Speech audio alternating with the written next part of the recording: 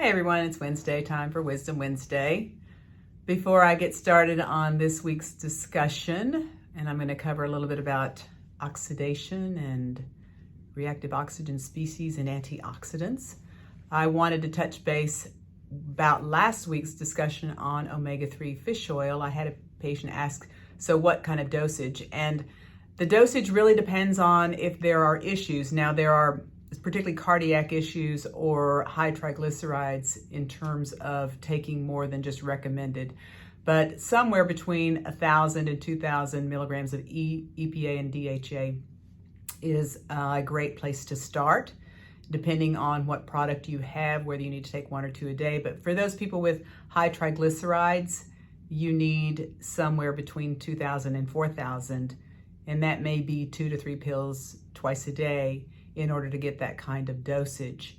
And there have been some really good studies in people just taking 850 milligrams of combination of DHA and EPA over 3.5 years, 25% reduction in heart attacks and 45% reduction in sudden death. So that kind of gives you a framework of where to start. It's certainly difficult to take too much, but if you're eating a lot of salmon, then probably 1 to 2 a day. And if you tend to have high triglycerides, I would recommend 2 to 3 twice a day. But do talk to your care provider about that, just in terms of what to take. And now today I wanted to talk a little bit about oxidation and antioxidants and just give you an idea of what might be beneficial as far as the type of stress that we can get in our body, and it's called oxidative stress. And oxidative stress is where there's an imbalance between free radicals or oxidation that occurs in just taking oxygen and turning it into energy, and the amount of antioxidants we have in our body to balance that out. It's a tug of war, if you will, and you want to make sure that it's very well balanced. You don't want too many of the reactive oxygen species, or ROS, if you will, to gain control within each cell, because that causes a lot of tissue damage. And that's why antioxidants are very important. And finding that sweet spot of balance is what keeps us from being inflamed. And as we continue to be concerned about inflammation in the body that is overwhelming prior to any type of insult, such as an infection, it is important to know how to bring that balance into play so that you are not at great risk for an overwhelming response to any type of infection. So what is oxidative stress? So the body takes in oxygen and then we create energy. And in that production of energy, you get these free radicals, or these reactive oxygen species, if you will, that are created. Superoxides, dismutase oxide issues. And so these free radicals, which are electrons that need to be suppressed, if you will, or reduced. So you have oxidation and you have reduction. And it is that interplay with getting that balance that's important. So in order for us to be able to keep our body from having too much oxidative stress or inflammation as a result of that, we want to make sure that we have plenty of antioxidants to balance that out. Now, antioxidants are available in a lot of foods and also in a lot of supplements. We know that dark chocolate is, from a polyphenol standpoint, is very positive in terms of its ability as an antioxidant. Berries have a lot of antioxidants in them. The vitamins that we know are great for antioxidants are vitamin A, vitamin C, and E. So those are very beneficial, in addition to selenium and manganese. These are minerals.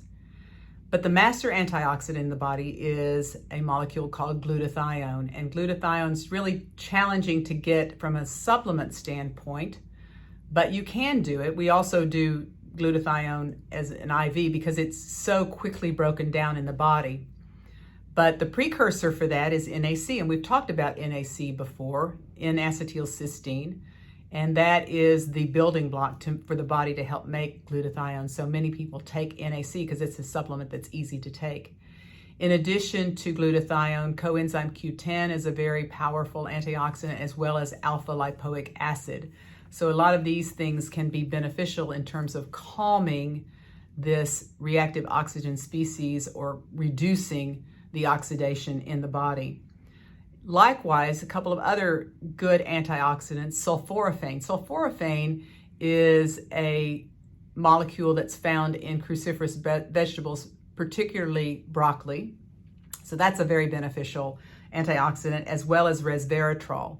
And we know that resveratrol can really, we've heard of that in the anti-aging world because it seems to promote longevity, but it does that by calming these reactive oxygen species.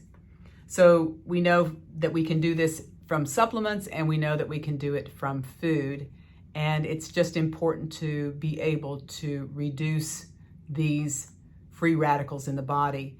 The testing for that, we mentioned several weeks ago a test called the NutrEval test, and we can get some aspect of oxidative stress in the body as a lab test through the NutrEval if anyone is interested. Again, it's a test kit that comes from a specialty lab and generally not covered by insurance, or if it is, there's often a copay.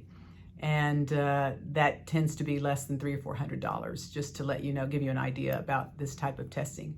But in general terms, it doesn't hurt to eat a lot of these polyphenols or antioxidant type foods. A little bit of dark chocolate, berries can be very helpful.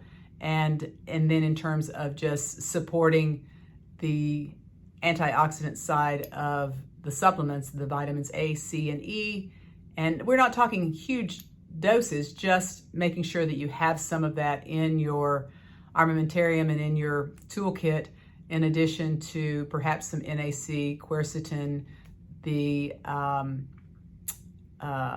resveratrol, sulforaphane, any of those types of things, in addition to CoQ10 and glutathione.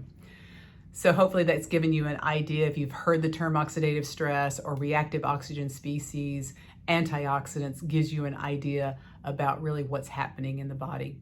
You all have a great week, and we'll talk again next week.